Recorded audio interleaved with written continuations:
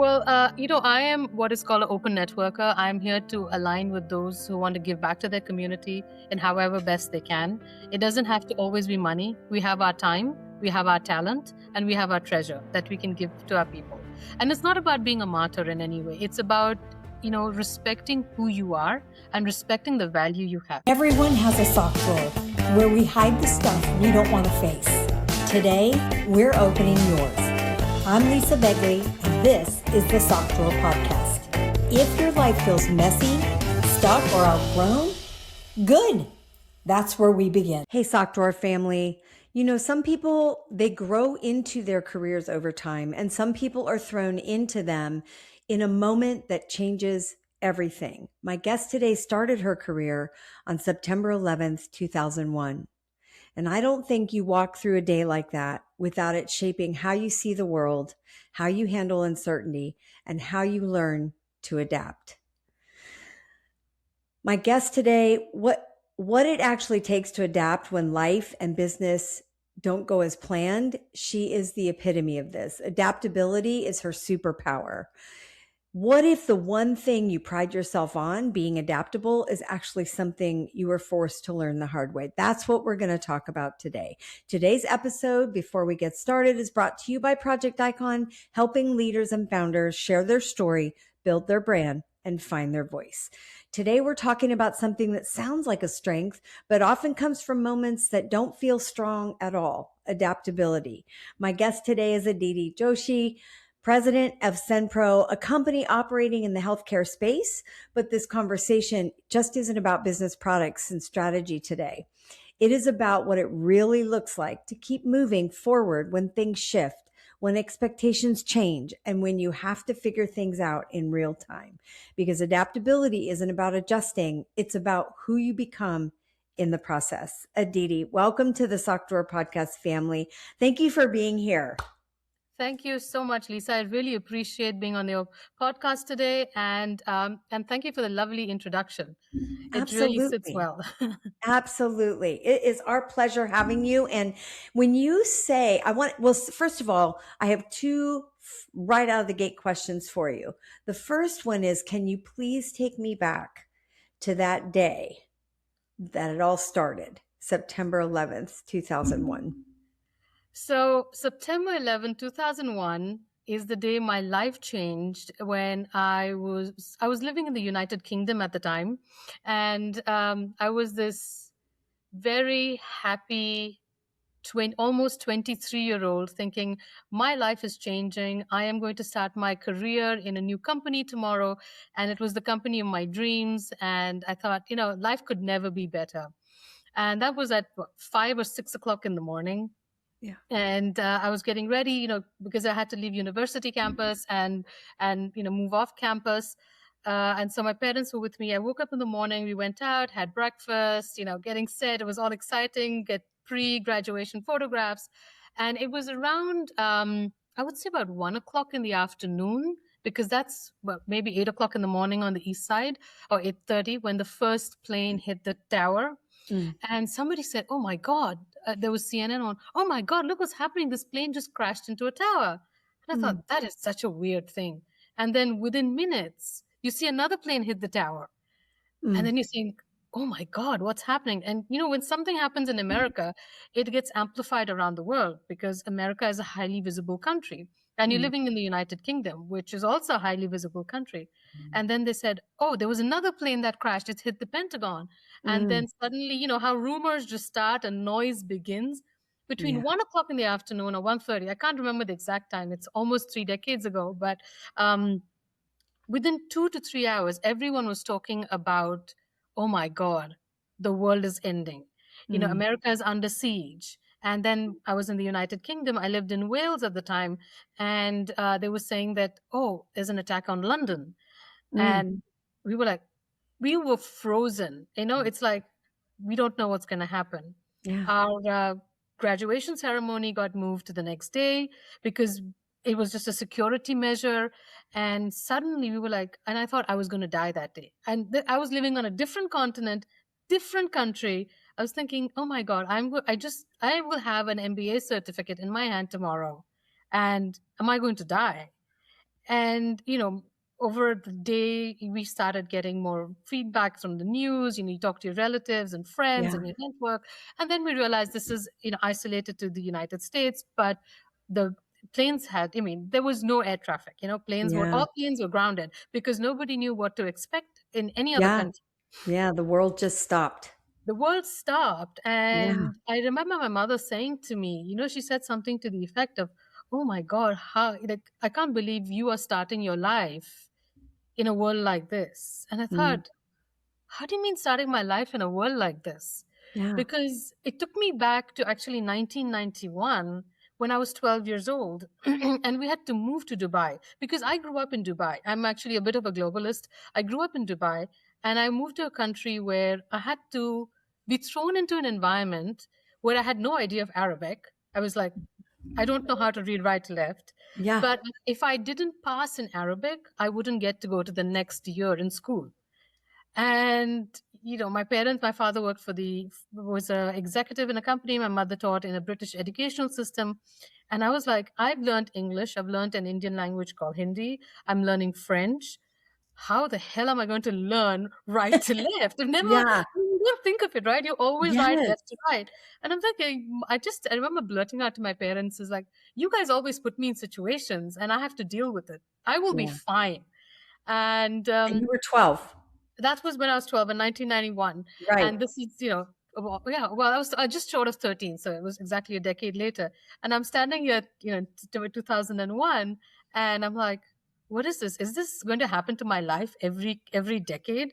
Like first I had to learn Arabic and I had to figure out my life in a completely different environment. Wow. No, people didn't understand the language I spoke. The school I went to was different. And now I'm starting my career in, I don't know what type of a world. Will my company still have the job for me? Yeah. And, that initial shock, it did something to me. It did something to me, I think, psychologically, but it took me decades to process it. Yeah. Because, when you're young, you don't realize what's happening to you. Just go with it. And then once that emotional maturity sets in, that's when you realize, oh, I do X because of Y.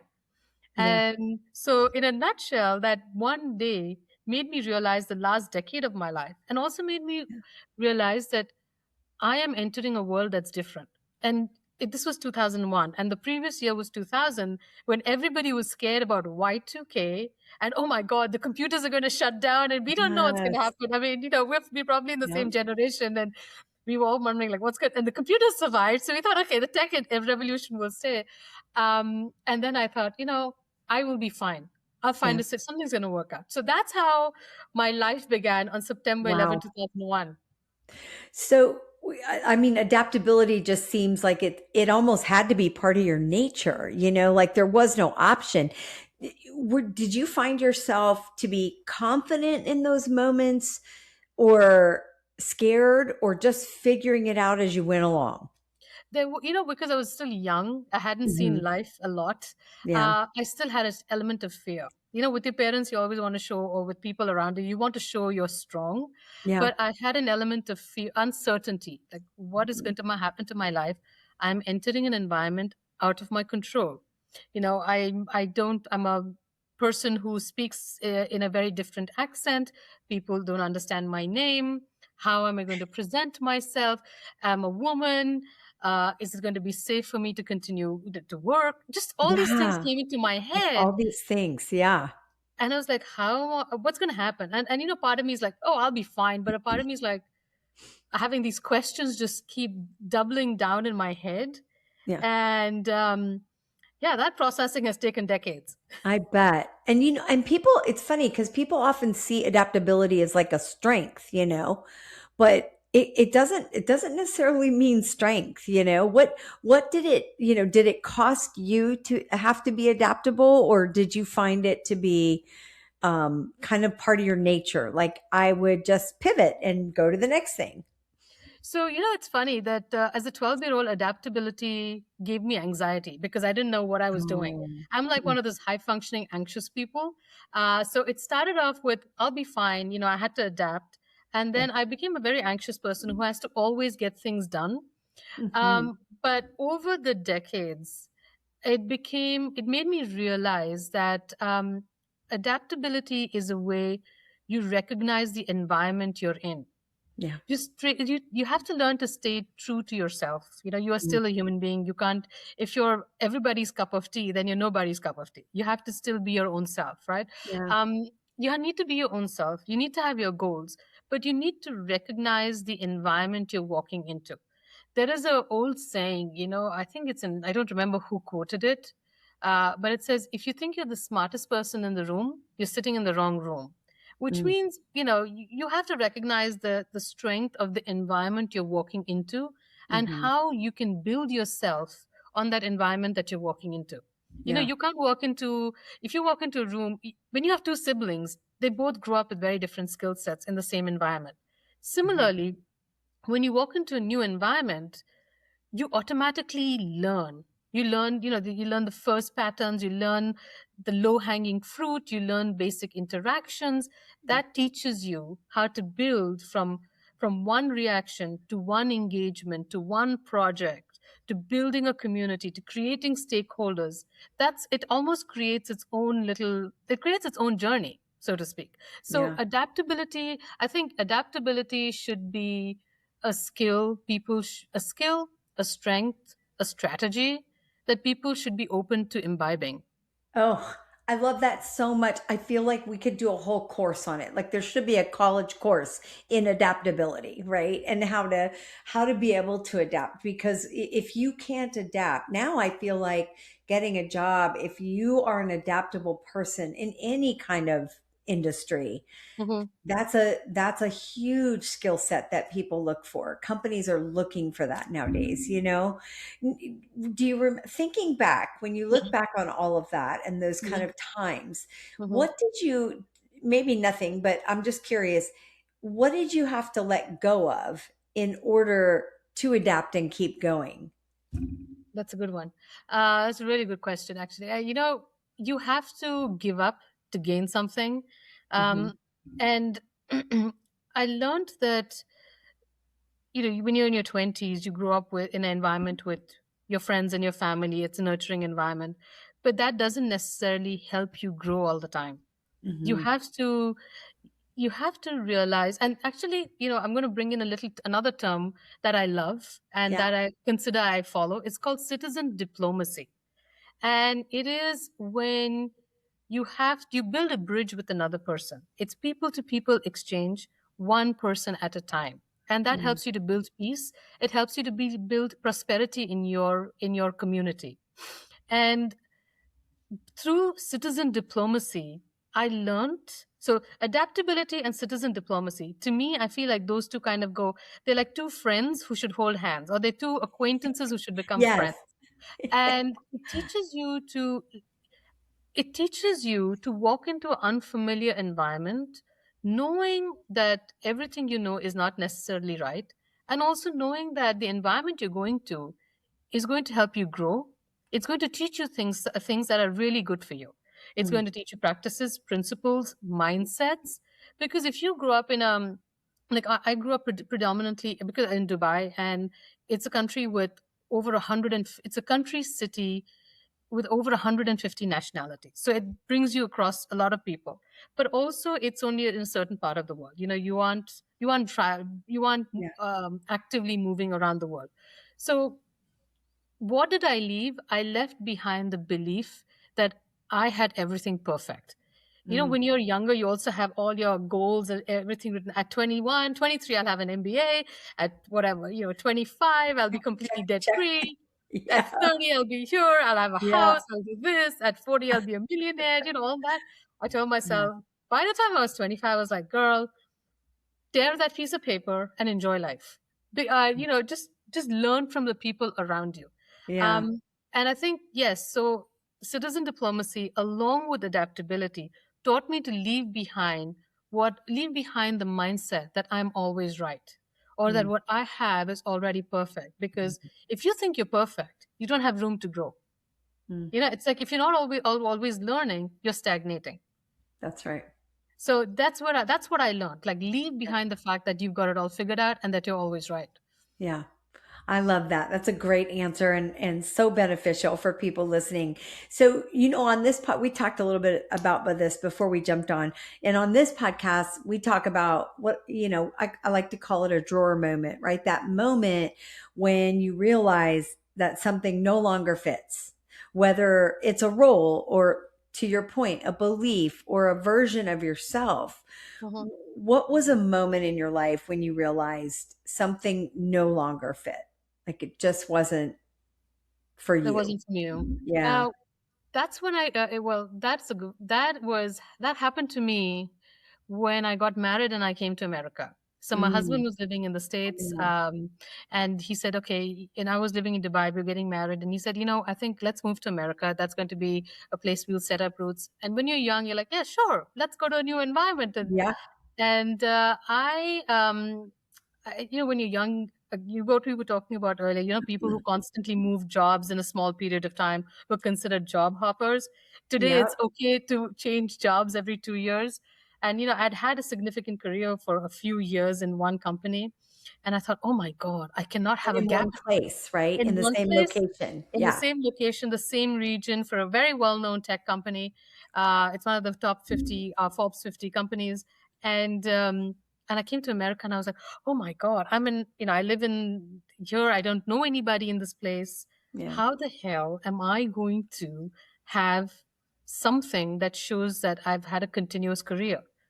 And previously I wasn't an entrepreneurial person. Never. I never thought I had it in me to set up a business. Like, I was like, business, that's for somebody who's a risk taker. I'm happy with my job. I'll buy a couple of properties, rent it out. I'm set. Yeah. But coming to America and realizing that, oh my God, I need to show my proof of concept in the current environment. I have to do something. Yeah. And it I had to start freelancing, and I was like, oh my God, You how? did? Yeah, I What did started that look like? my first freelancing project gave me Yeah. $50. And I was like, it proved to me I'm not a kept woman. It's not like, oh, I've gotten married, I've come here, I'm going to be somebody's bride, and I'll be a Yeah. homemaker. Yes, I am a homemaker. I have my lovely cats, but I'm also an entrepreneur who's an accidental entrepreneur. I had to give up that belief. Like, I had to give up the version of me that said, an older version of me that said, I'm going to be a corporate executive for the rest of my life. Because that Mhm. first $50 I made of my own bat, not in a company, not because of my MBA. It was just me applying to jobs that I could find through a freelancing system. That first $50 taught me that I can do it myself. And Yeah. that was a version of me I had to give up. It said, you have to give up that limiting belief of who you are, that you have to do this. Because Aditi, I said to myself, you don't know when you will get a job. Yeah. You are going to need to have a portfolio. You will need to have testimonials because people in America have to vouch for the work you have done locally to get a job. So I started applying for these gigs, little freelancing projects, market research projects, and suddenly it started building. I created a little team. My husband became my business partner, and as we were slowly growing, guess what happens? The recession hits, and Oh, no. it's like my life is connected to these global events. And so Yeah. this digital agency that we were like a young couple setting our life up. We had goals, objectives, and let's retire Yeah. by the time we're 40 and travel the world with Yeah. just a backpack. And no, the world said, no, there's a recession. And so Mm. there were no jobs, right? I was Yeah. just, there were no jobs. And I said, okay, whatever we are making right now, and we agreed, both of us were like, let's just continue with what we have. And that just kept going. I don't know, it's like there was some superpower out And there what or the universe what looking. was it, Aditi? What were you doing? It was literally a little outsourcing marketing business. What would I do Okay. for clients? We would like do advertisements for newspapers, digital Nice. Okay. ads, graphic work, Okay. market research, things like that. A Yeah. little bit of digital marketing because SEO hadn't started then. And SEO we actually got into it at the right time because Yeah. we became a digital agency, Okay. and now it's a digital agency. That company is a digital agency, and Yeah. it's in its 20th year now. Wow. Wow. So you guys still have that. We You still got had through that. the recession, you just hunkered down and said, "We're just gonna do this." Uh-huh. So, how do you think I that seems like it was help I mean, it was probably tough in the moment, but helpful. So, like, when uncertainty shows up now, Mhm. you know, What do I is do? this you laugh in the face of uncertainty like, "Ha, ha, ha, I got this," you know? But how do you handle it now? Like, when it shows up, do you find it's different? Yeah, it's a little bit different. Yeah. You have, I'm almost a half centurion now, and it's told me like, we'll just figure it out. Like my Yeah. husband and I, we talk about it because we work very closely. We just like we'll figure it out. You know what? We've been through so much. We'll Yeah. figure it out. I mean, I'm kind of dovetail a little bit into Sinopro. So I wanted to get into the healthcare space, Yeah. get healthcare Why? consumables. I'm just why did you Why wanna pivot healthcare? there? It's really interesting. Well, the thing is, we like to do body hacking or biohacking, like how do Okay. we live longer, through exercise, nutrition, good exercise, nutrition, supplementation. And Yeah. that's a philosophy. That's one of the reasons why my husband and I connected. And I said, I want to get into the healthcare space and I didn't understand how it works. So I started a medical consumables business Yeah. the fall of 2019, and I wanted to be something small. It'll grow gradually. It seemed like a predictable, boring, recurring business. And the universe said, "No, my dear, I have a surprise for you."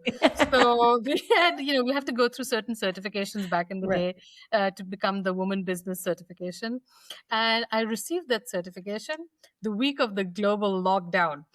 And I was like, oh No. my God. It's like, when it Oh, rains, it pours, right? And what yeah. was supposed to be boring, predictable, Yep. small was like, no, there's no Oh product to my sell. gosh. Everything is on what is called high allocation, means people who are in intensive care in a large facility, it goes Yeah. to them. So somebody Yeah. who's starting a business, nobody's talking to you. Like nobody gives a damn about you, or it's like nobody wants to hear Yeah. your spiel about what you are doing for Yeah. the community. So 2020, 2021, I basically said to myself, like, why did I even start this business? Because, Yeah. you know, So it was just put in futility. okay, so it was 2019 kinda that 19, this yeah. all started evolving. Okay, so now you do have it. Tell us more about Cenepro. Like, what is it actually? So Who's it it is for?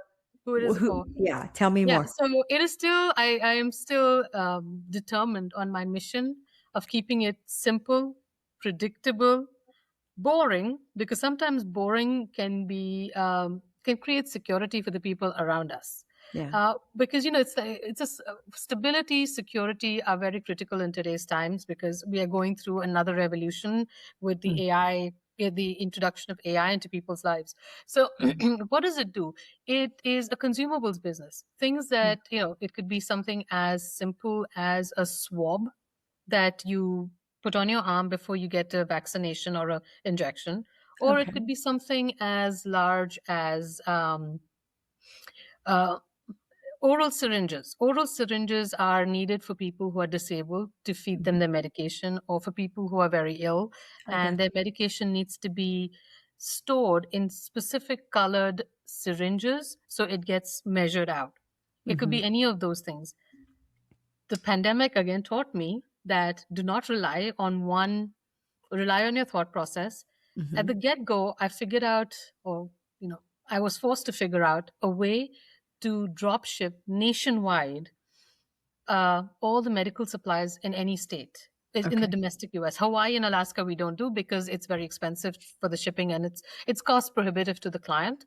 But nationwide, it helps us be within one or two states at most to deliver products to. Um, it could be a public safety department. It could be an educational institute, a Mm, medical center, a simple doctor's office. We are able to cater to anybody and work within their budget, work within their plan or their purchasing strategy for the year. okay. All right. So with all of that going now, you have several things happening, right? So tell me, what does your current season look like right now? So you have Senapro happening. What else is going on in your world? My world, I think I grew into the term adaptability. In my world, I give back to the community a lot because I think America is such an amazing country to live in. Mm, It is a place that's allowed me to call it home. Austin mhm. is a city where I live. I love the city. Mm, It's a city that gives back to its community.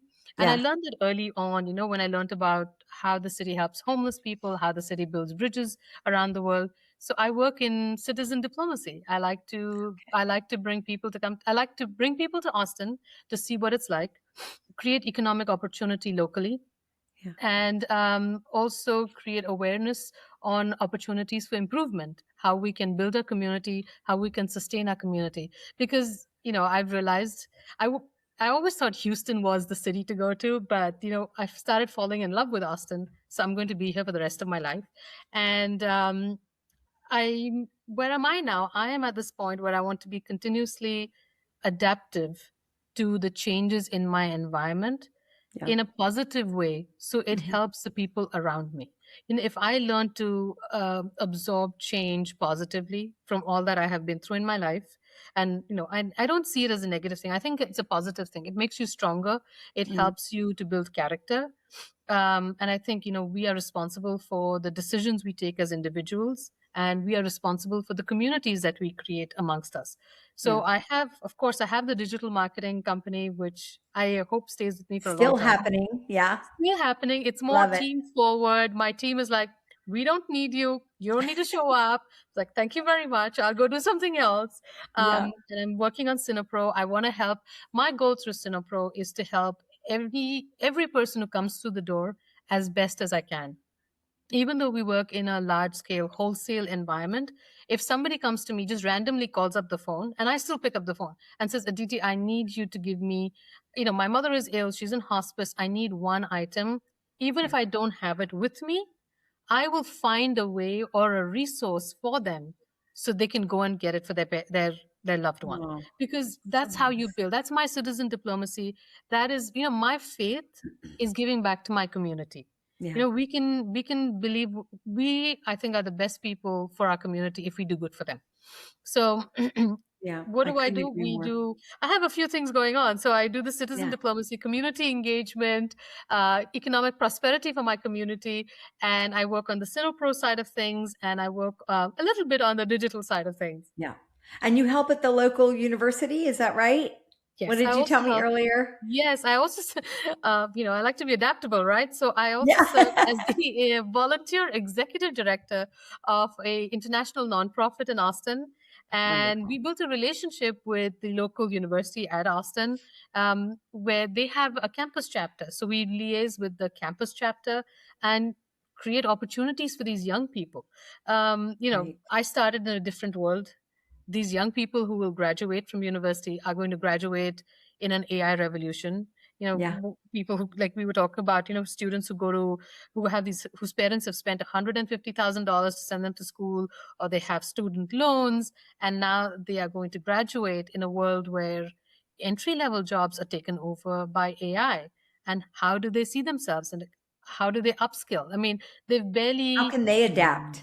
how Right. do they adapt? How do they upskill? Yeah. So helping them see the world through different lenses is what Yeah. I am looking to do, because nobody gave me that guidance, Yeah. to see the world from various lenses, and taking your skill set and making it available, appropriate, adjusting it to that environment is Yeah. something I learned the hard way, and I want to Yeah. bring it to the young people. Yeah. See, I exactly. I feel like that takes us right back to what we were talking about, is having a almost like a course to teach them to be adaptable, because they're graduating into an ever changing world. It's not decade by decade anymore. It is like it is in the face of their constant change. Like they will face that. Mhm. I feel like with this, like you said, the AI revolution, like it's just going to start. almost like a snowball effect. It's going to Mhm. continue to change. So, would you say there's something now, Aditi, is what's something you don't have fully figured out yet? I don't have my, I don't, well, that's a good one actually. I don't have my legacy career figured out. Okay. The biggest influence in my life, biggest and most powerful Yeah. influence in my life was my Yeah. grandfather who lived Mm. his career. That was Yeah. his call to life, right? His call to his mission in life. He was a Yeah. scientist and he gave back to the community by showing them sustainable ways of growing produce. Wow. And he did that till the age of 90. He died at 95. And he was good at what he did and he loved what he did. I realized, when you're young, people say follow your passion. Yeah. I also realized that I need to know what I am good at. Sometimes I might not be good at my passion. Like I love art, I love music. I'm a terrible musician, I'm a terrible artist. I'm Yeah. going to give that to somebody else. But what am I good at? If I can take my skill sets to build a legacy in the sense of my community survives, my the people in my ecosystem wherever they are have ways to create sustainability. And what does that sustainability mean? It means economic opportunity, making sure people have resources, making sure we are living in a peaceful environment. We're living in a Mm. prosperous environment. Yeah. That is what I'm trying to figure out. How do I give back for the rest of my life with what I am good at? Mm. If I'm good at something and it gives me satisfaction, then I'm going to enjoy it, and I can give back to people. Aditi, I love this conversation so much. And you hit on something that I don't know that I've thought about this is that y- y- just because you're passionate about something doesn't mean you're good at it. Right. So that Yeah. is so true. And I guess if I thought more about it, I'd realize it, but I haven't. And that's a great point that I think listeners, you should really recognize that and don't feel like because you're not good at your passion, you don't have anything to give or you don't have a path to follow. You do. So just like what Aditi said, just because I'm not good at it, but how can I give back or how can I still contribute to doing what I love? So thank you for that. And now, so we have this section Hmm. in the Sock Drawer podcast that we just do a quick little 5 or 6 question rapid fire. We call it the drawer dash. So Good if one. you're up for it, I would love to just throw some things at you and just say the first thing that comes to your mind. Are you open to it? Let's do it. Let's Let's do do it. it. Okay. Comfort zone or growth zone? Growth zone. Plan it out or figure it out as you go. Figure it out. A moment you almost gave up. 2008, when we were in the middle of a recession and I didn't know which way to go. Oh, and a word that describes your current season. My current season is a season of giving back. And what does starting over mean to you? Starting over is means starting with what I have. If I had to do this all over again, I have some lessons and I might do things slightly differently. So good. I tell you, we learn from whatever, our past. We learn from mistakes. We learn from failures. We learn from doing. So I've just really enjoyed this conversation. And another thing we ask our guests Mhm. is to leave what we call a tiny dare, something simple that our listeners can do if Mhm. they're in a season where they're being forced to adapt. What is something that you would suggest that they take a small step they could easily adapt and do today? In today's environment, but as we were talking earlier, there are young people who are entering the world of AI, and there are seasoned individuals, highly experienced individuals being laid off with mass layoffs everywhere. The first thing I would tell a person to do is do not tie your identity to a title.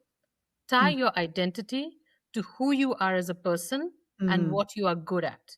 That is what matters the most, because titles will change, job descriptions will change, but who you are as a person, what your north star is in terms of your principles, that will never change. Your values and beliefs will not change. If you're a good person, you will try to do good wherever you go. So Mm. remember who you are and remember what you are good at. and use those 2 points of reflection to keep you going, because God knows everybody right now needs a little bit of help. So good. That's so true. As soon as you said that, it took me back to my beginnings of a career, and I always tied myself to a title. Yeah. So thank you. I don't anymore, and I'm so grateful. That's great advice. And listeners, take the step to remove that piece in your mind. That is not who you are. I love that. So before we wrap up, is there anything else what would you like our listeners to leave with today? Where can they find you? How can they connect? Mm-hmm. Well, I am what is called an open networker. I'm here to align with those who want to give back to their community in however best they can. It doesn't Uh-huh. have to always be money. We have our time, we have our talent, and we have our treasure that we can give to Mm, our people. And it's not about being a martyr in any way. It's about, respecting who you are and respecting the value you have. So I am here to openly network with everybody. And, I can give you the link to my LinkedIn. If anybody is within the domestic US, happy to work, open bridges, understand where they're coming from, and build a stronger community. mm, Be it healthcare, be it digital marketing, be it citizen diplomacy, be it economic development, feel free to reach out. And I, love with that. my LinkedIn, you can always, I'll send the LinkedIn again, as I mentioned earlier. Yep. Find me. We'll make sure it's in the show notes. So if you have questions for Aditi, you can connect with her on LinkedIn. Thank you so much for being here. What a powerful conversation. I'm so glad we had it. So needed. Growth. Listen, guys, growth doesn't happen when everything is clear. It happens when you're willing to move forward, even when it's not clear. And if this conversation resonated with you, subscribe and share it with someone else who might need to hear it today. And if you're in a season where things feel kind of uncertain, but something needs to shift, you can reach out to Aditi, or you can reach out to me here at thesockdrawerpodcast.com. You'll see a link for the Messiness Mentor. We can just do a 30-minute chat, and I'm happy to hear you out. You're definitely closer than you think. I'm Lisa Begley. We'll see you next week on the Sock Drawer Podcast family. Take care. Thank you. Every week we come here and open the drawer. You already know what's inside. You always have. And if this conversation challenged you in a good way, and you think it will help challenge someone else who needs it, send it to them, because that's how we pay it forward together. Subscribe and follow so you never miss what's coming next. And find us at thesockdrawerpodcast.com.